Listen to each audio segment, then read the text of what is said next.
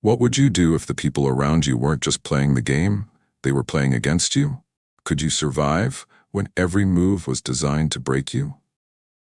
In this intense psychological story, we uncover the shocking journey of a black contestant trapped in a squad game with racist Korean players, forced to fight for his survival against all odds.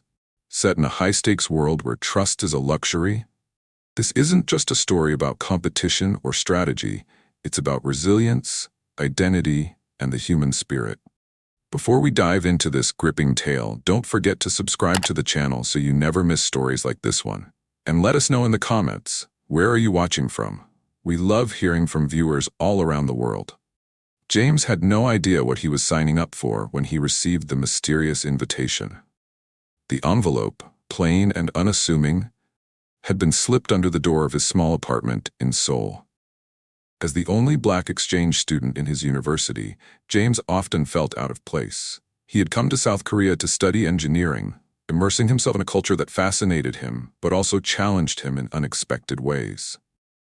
The invitation promised an opportunity to win an incredible amount of money, more than he could have imagined. The catch? It required physical and mental resilience, and absolute secrecy. At first, James thought it might be some kind of harmless reality TV show. He had heard about such competitions in Korea, ones that tested participants' endurance and problem-solving skills for hefty prizes. His financial struggles and mounting student debt pushed him to accept the challenge. What could possibly go wrong? With cautious optimism, he followed the instructions on the card, taking a midnight bus to a secluded warehouse outside the city. The air was crisp, and his breath formed clouds as he joined a group of other participants, all looking as confused and uncertain as he felt. When James entered the brightly lit room, he was struck by the sheer number of people. There must have been at least 100 participants, most of them young Koreans. They wore matching tracksuits in a dull shade of green, each emblazoned with a unique number. James hesitated as an attendant handed him his uniform, but he quickly changed, noting the way some of the other participants glanced at him with curiosity, and in some cases, disdain. The first challenge seemed deceptively simple. A giant playground filled with oversized games. Red light, green light was the name of the first game, explained by a strange doll-like figure at the front of the field. James was no stranger to competition, but the tension in the air felt off. As the game began, James quickly realized why. A single mistake meant elimination. Not metaphorically. Elimination in its most literal, brutal sense. He witnessed the first player fall, a bright red stain spreading on the pristine field. The collective gasp of the participants confirmed his worst fear. This was no ordinary game. James felt his heart pounding in his chest as he calculated every step, every breath. He couldn't afford to hesitate. He noticed the other participants forming alliances, whispering among themselves, but no one approached him. The glances, the murmurs, the occasional pointed look. It was clear that being an outsider wasn't just a social barrier here. It was a threat to his survival. Despite the hostility, James managed to complete the first challenge. His agility and sharp instincts carried him through, but he could feel the eyes of the other players on him, sizing him up as either a liability or a target. As the first game ended, the survivors were herded into a massive dormitory filled with metal bunk beds. James knew he had survived the opening round, but the battle was far from over. The real test was only beginning. The dormitory buzzed with tension as the remaining contestants settled into their beds. The walls were bare, the lighting harsh, and the air thick with fear and unease. James claimed a lower bunk in the corner of the room, trying to keep a low profile. He observed the other players, noting how they began forming alliances. Groups huddled together, whispering strategies and sizing up potential threats. James, however, was alone. None of the other players had approached him, and their glances spoke volumes. He was an outsider, and his presence was unwelcome. James couldn't ignore the subtle but palpable hostility directed at him. He caught snippets of conversations in Korean, some filled with laughter, others muttered in hushed tones, but it was clear that he was the subject of their words. The looks, the smirks, the occasional sneer, they all spoke of a shared sentiment that James didn't belong here. It wasn't just about his unfamiliarity with the language or culture. It was his skin color, his very identity, that made him a target. James had faced racism before, but never in a situation as dire as this. Here, every moment of exclusion or ridicule could mean the difference between life and death. As the hours stretched on, James decided to explore the dormitory. He moved cautiously, aware of the wary eyes tracking his every step. Most of the other participants ignored him outright, while a few shot him looks of disdain. One group of young men whispered loudly enough for him to hear, their tone mocking. Though he couldn't understand every word, the laughter that followed their remarks stung. James clenched his fists but kept walking. Reacting would only make him a target, and in this environment, survival depended on staying under the radar. The tension boiled over during the distribution of food. Each contestant was given a small piece of bread and a bottle of water, barely enough to sustain them. While others accepted their portions with grumbles and complaints, one player loudly demanded more. He was tall, broad-shouldered, and had an air of arrogance that made him stand out. James recognized him as one of the men who had laughed at him earlier. The man, whose name tag read Park, grabbed another contestant's bread, sparking an argument. "What are you going to do about it?"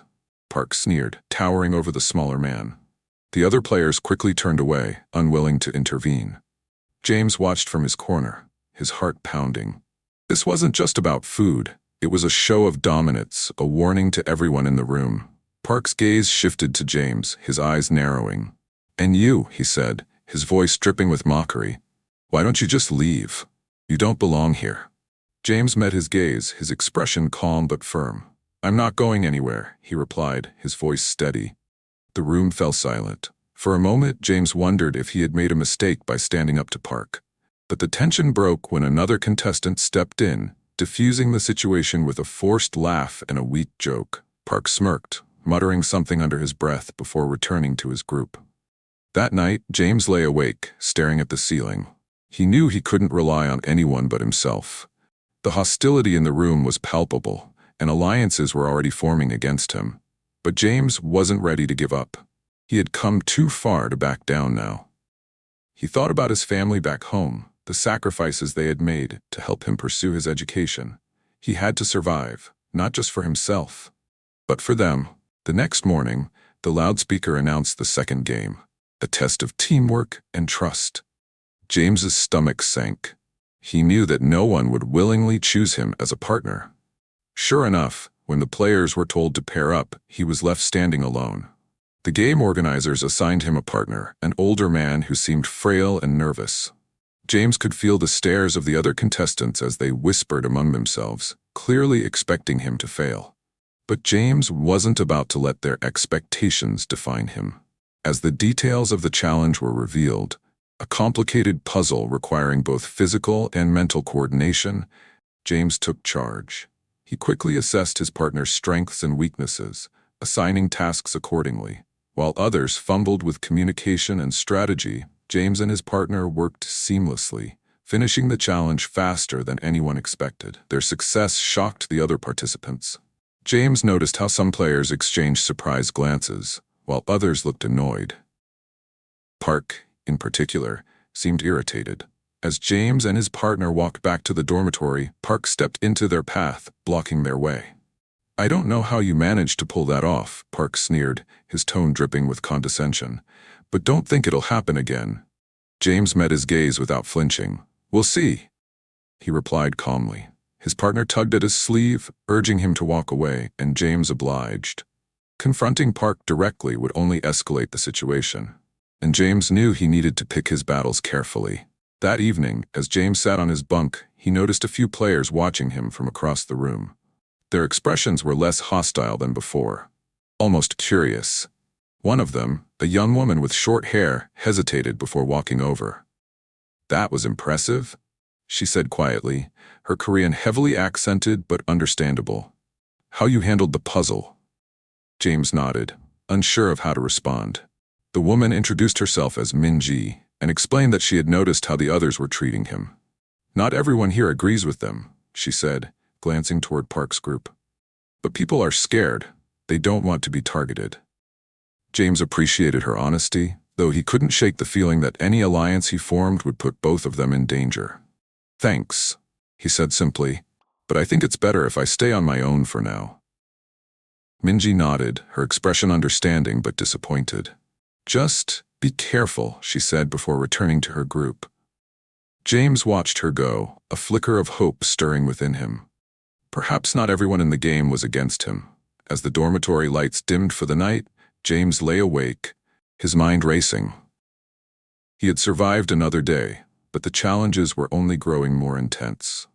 The hostility from players like Park was unlikely to fade, and even those who seemed friendly could turn on him at any moment.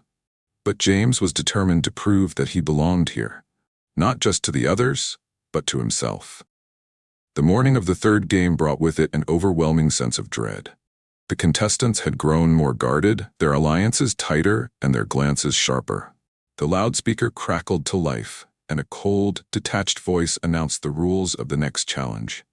The third game will test your ability to work together and trust one another. Assemble into groups of 5. You have 10 minutes. The room erupted into chaos as players scrambled to form their teams. James, as he expected, was left standing alone. The remaining contestants glanced at him, some pitying, others indifferent. He scanned the room, searching for any hint of an opening, but it was clear no one wanted him on their team. After the 10-minute mark, a guard approached James and pointed him toward a team of 4 players who hadn't completed their group in time. Among them were Minji, who offered him a small, encouraging smile, and 3 men, including Park, who glared at him as if this were his fault. James sighed internally, knowing that this group was far from ideal. The disdain on Park's face was enough to confirm that this team would be anything but cooperative. The group was ushered into a vast, dimly lit arena. In the center was a towering structure made of metal beams, ropes, and platforms.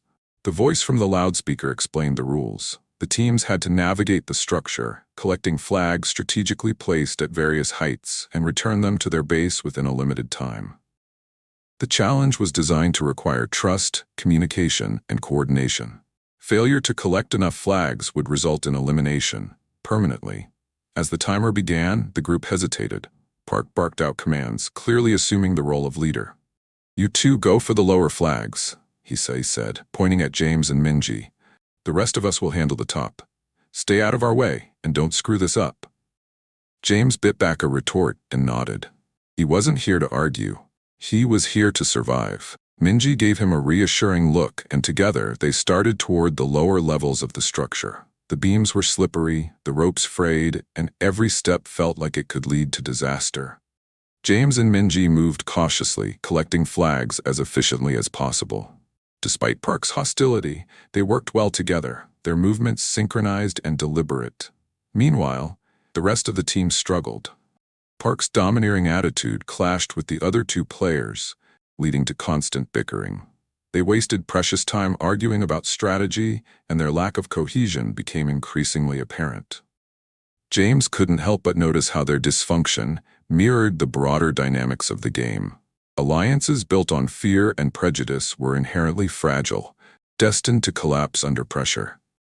As the clock ticked down, tension reached a breaking point. Park, frustrated by the slow progress, turned his ire toward James and Minji. "What the hell are you 2 doing down there?" he shouted. "We're carrying this team while you're just playing around." James ignored the outburst, focusing on the task at hand. He and Minji had already collected several flags and were making their way back to the base. But as they approached, they realized something was wrong. One of the guards stood by the base, examining their collected flags. When the guard stepped away, they saw that several of their flags had been removed, taken by their own teammates. "Are you kidding me?" Minji hissed under her breath. James felt a surge of anger but forced himself to stay calm. Losing his temper wouldn't solve anything. "We'll grab more," he said quietly. "Let's keep moving." Time was running out, and the pressure was mounting. James and Minji doubled their efforts, scaling the structure with renewed determination. They worked in perfect sync, each anticipating the other's movements. Despite the obstacles, they managed to gather enough flags to make up for the ones that had been stolen.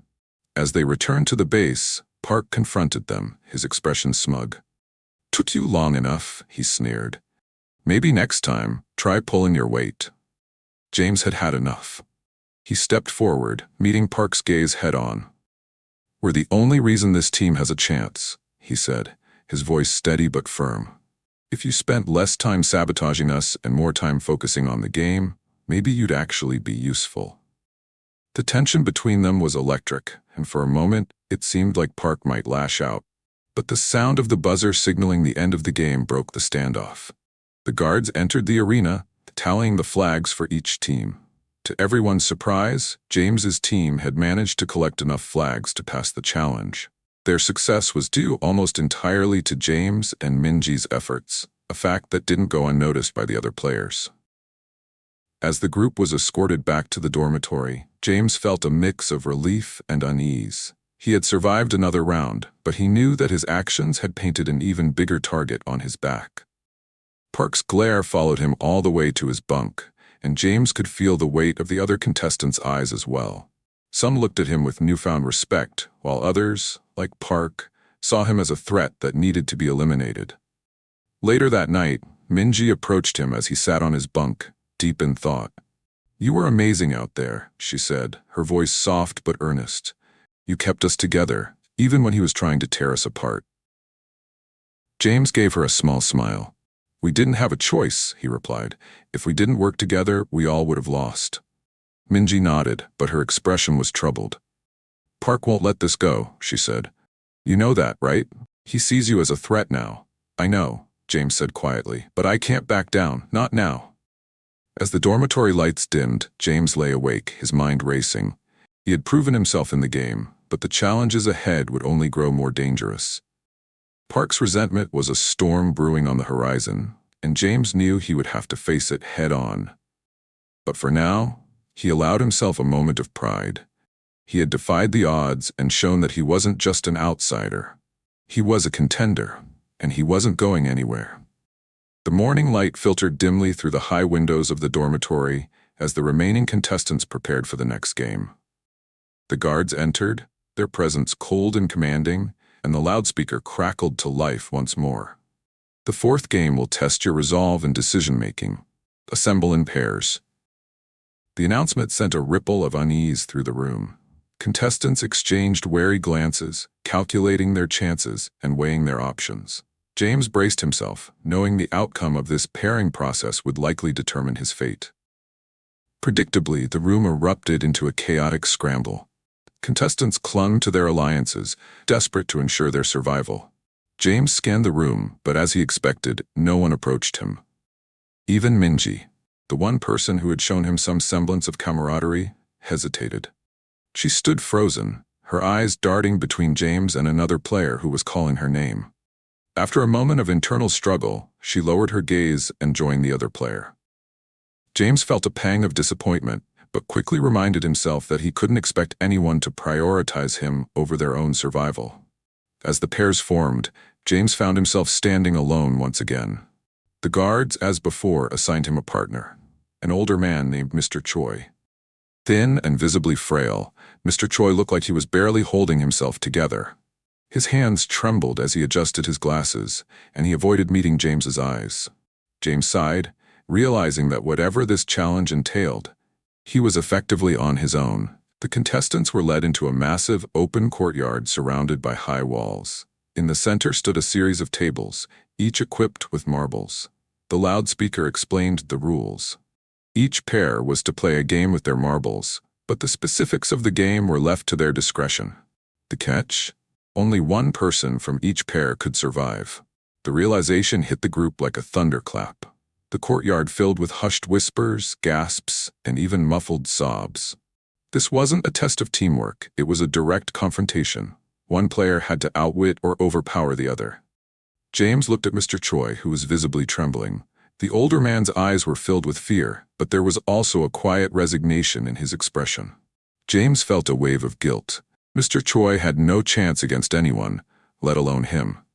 "We'll figure this out," James said gently, trying to reassure him. Mr. Choi nodded weakly, but his hands continued to shake.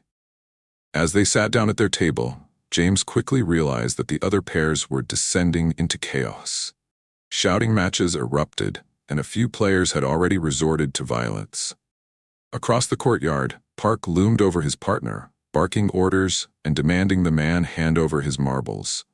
The scene was a stark reminder of how far people would go to survive. James turned back to Mr. Choi, who was clutching his marbles as if his life depended on it, which of course it did. "Do you have a game in mind?" James asked. Mr. Choi shook his head, his voice barely above a whisper. I don't know," he stammered. "I'm not good at games." James hesitated, his mind racing. He could easily overpower Mr. Choi and take his marbles, but the thought made his stomach churn. It wasn't just about morality, it was about maintaining his sense of self in a situation designed to strip it away. "Let's play something simple," James said finally. "Odds or evens, whoever guesses correctly gets a marble." Mr. Choi nodded, his relief evident. The two began their game, each round a quiet, tense exchange. James let Mr. Choi win a few rounds, carefully balancing the number of marbles they each held. He didn't want to completely dominate the game, but he also couldn't afford to lose. As the rounds continued, he noticed Mr. Choi relaxing slightly, his hands steadier and his voice less shaky. Across the courtyard, the chaos showed no signs of abating. Screams and cries echoed off the high walls, and James forced himself not to look.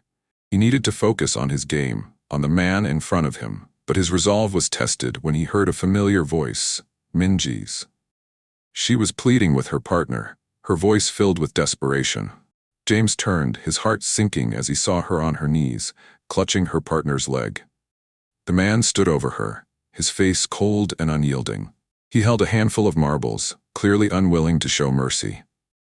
James clenched his fists, anger and frustration surging through him. He wanted to help her, but there was nothing he could do without jeopardizing his own survival. He turned back to Mr. Choi, his jaw tight. "Let's keep going," he said, his voice sharper than he intended. Mr. Choi flinched but nodded, resuming the game. As the timer counted down, James realized he was running out of options. He had been careful to avoid completely depleting Mr. Choi's marbles, but the older man was clearly exhausted, both physically and emotionally. "Mr. Choi," James said softly, "I want you to listen to me. You've fought hard, but I need you to trust me. Let me take your marbles. I promise I'll make this worth it." Mr. Choi looked at him, his eyes brimming with tears. "I'm too old for this," he whispered. "I don't have the strength to keep going. Take them. Just make it count." James nodded, his throat tight. He took the remaining marbles from Mr. Choi's trembling hands, the weight of his decision pressing heavily on him. When the guards came to collect the survivors, James stood, his marbles clutched tightly in his hand. Mr. Choi remained seated, his head bowed. James wanted to say something, anything, but the words wouldn't come. As the guards escorted him back to the dormitory, James felt a hollow ache in his chest. He had survived another game, but at what cost? The courtyard was now eerily silent, the echoes of its chaos replaced by the heavy absence of those who hadn't made it. James glanced back, catching one last glimpse of Mr. Choi before the doors closed behind him. That night, the dormitory was quieter than it had ever been. The remaining contestants sat in their bunks, the weight of their experiences hanging heavily in the air. Park, as always, seemed unfazed, his confidence as unshakable as ever. But James noticed something different in the way the others looked at him. There was no longer just disdain or hostility, there was something else. Respect.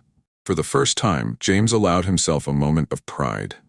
He had proven that he could survive not by playing their game, but by staying true to himself. Yet he knew that the road ahead would only grow darker. The games were far from over, and the greatest challenges still lay ahead. The next morning, the dormitory felt emptier than ever. The faces of the remaining contestants were etched with exhaustion and dread, each of them grappling with the choices they had made to survive.